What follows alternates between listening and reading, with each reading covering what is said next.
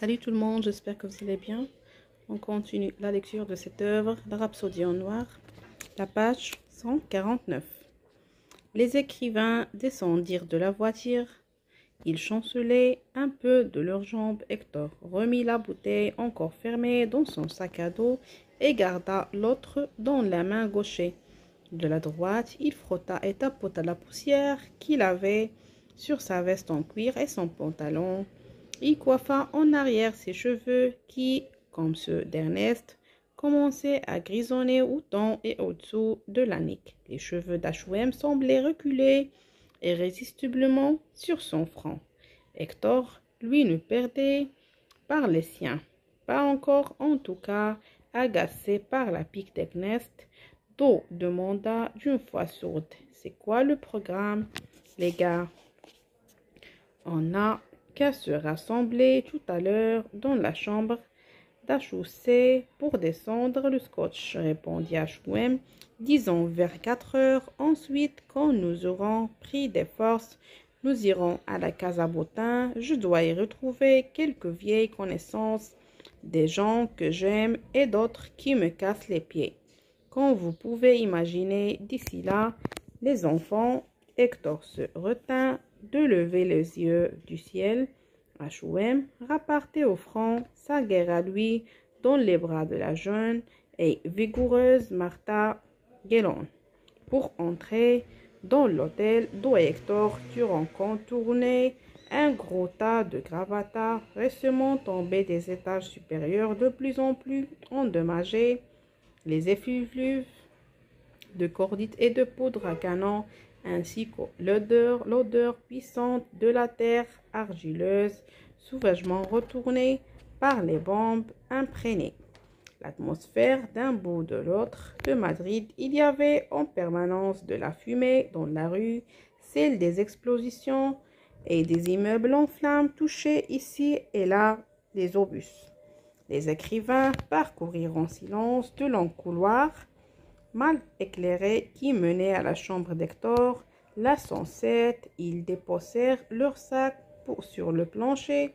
Hector trouva 2 verres et les remplit de whisky, pur malt, d'eau but pour. Puis il dit: Ernest devient insupportable avec moi. En tout cas, Hector retira sa veste en cuir et la glissa sur le dossier d'une chaise. Je sais, mais ceux qui ne le connaissent pas, comme nous, le trouvent merveilleux. Ils pensent qu'il respire la grâce sous pression. Ils pensent qu'il est d'excellence compagnie dans les moments qui comptent. Et c'est assez vrai dans une certaine mauvaise mesure. Mais putain, toi et moi, nous savons aussi qu'il est la mauvaise pente depuis que son vieux s'est suicidé. La mort égoïste de ce vieux salopard peut être poussillée notre H.O.M. pour que de bon. Do hocha la tête, son cœur. H.O.M. raconte un truc assez similaire à ton sujet. Tu sais, il affirme que tu n'es jamais remis de la mort de cette femme il y a 2 ans, Rachel. Rachel Harper précisa Hector et il haussa les épaules. Je tiens le coup. Do, ça va le truc. C'est que, quel que soit le regard qu'on porte sur ces histoires, à ce que je sais, H.O.M. n'a pas poussé son père en suicide, et même il l'avait fait d'une certaine façon. Ce vieil cinglé de Clarence Hemingway a décidé toute seule de porter le revolver à sa tempe et de tirer. Rachel, tu vois, c'est différent. Rachel est une innocente qui a été tuée parce que j'ai voulu jouer au plus malin en laissant des indices au tueur. Un tueur que je n'ai jamais vu, nom de Dieu, et sur lesquels je n'ai jamais pu mettre la main. Je suis coupable de sa mort, surtout la ligne, mais ne t'en fais pas. C'est du passé. Hector but son whisky et demanda: Et toi, des nouvelles de Roble? José Roble était un ami de Dos Passos et l'un de ses traducteurs. Ils se connaissaient depuis 1916.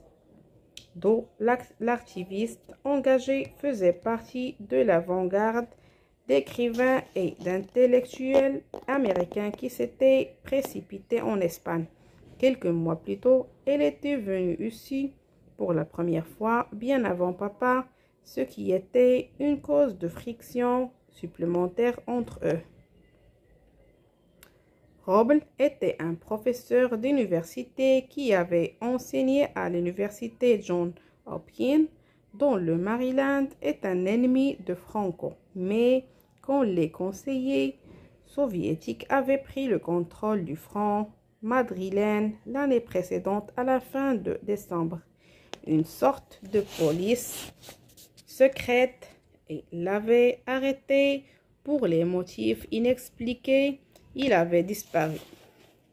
Personne ne savait ce qu'il était devenu. Rien, répondit Do sombre, mais je continue de poser des questions autour de moi. Je n'arrêterai pas de chercher. Hector a peu important les conséquences. Je chercherai jusqu'à ce que j'ai des réponses. Il vida son verre et le posa sur la table à côté de la machine à écrire d'Hector. Chaussa les lunettes à verre épais et lut quelques paragraphes de la page qui était sur la machine. C'est vachement beau, Hector. Oui, un sacrément bon début. J'ai plein de beaux débuts. Do, c'est derrière ton, ce sont les fins qui me posent problème. Mais ça, c'est du vrai roman, dit Do en désignant la machine à écrire par un truc de genre. C'est chouette de voir que tu te remets en selle et que tu essaies de te dépasser. Non, Do, répliqua Hector, c'est pas du vrai roman. Comme tu dis, c'est du polar. Si tu lisais de temps en temps de bons polars, tu t'en rendais compte. D'accord, mais tu n'écris pas là-dessous tout de même. De la main, Do désigna la fenêtre et probablement les scènes violentes qui se jouaient au-delà. Ah non, putain, je ne suis pas un animal politique. Tu le sais très bien.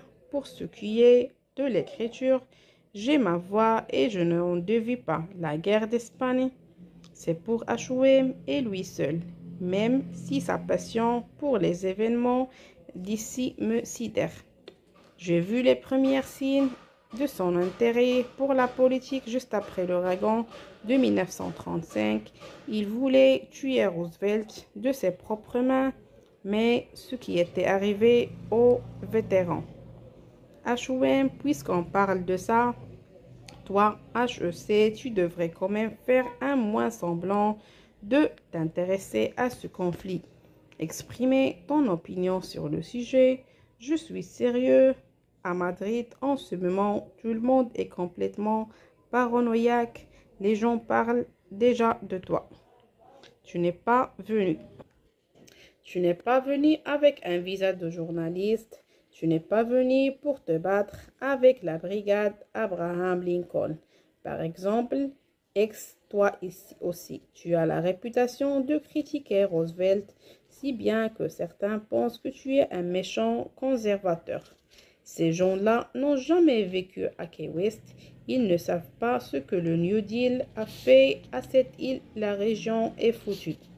Oui, bien sûr, répliqua Do avec ironie. Foutu pour un loup solitaire comme toi. Roosevelt a donné assez, ok?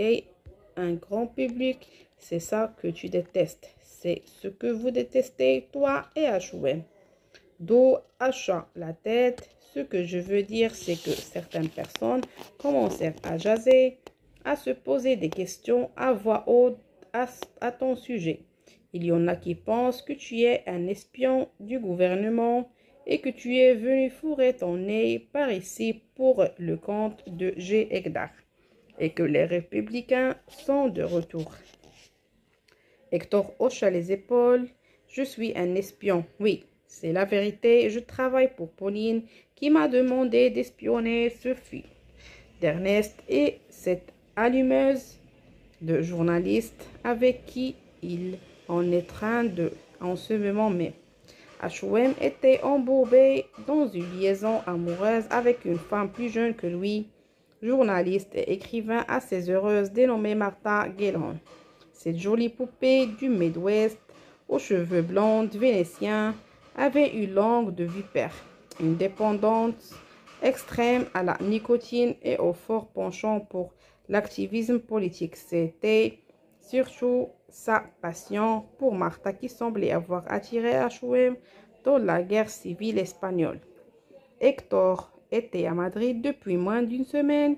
Il s'efforçait encore d'y retrouver ses marques. En même temps, il y avait déjà envie de se débiner. Lui était venu en Espagne parce qu'il était à la dérive. Il avait aussi répondu. On s'arrête à la page 132, plutôt 152, et on continuera dans la prochaine vidéo.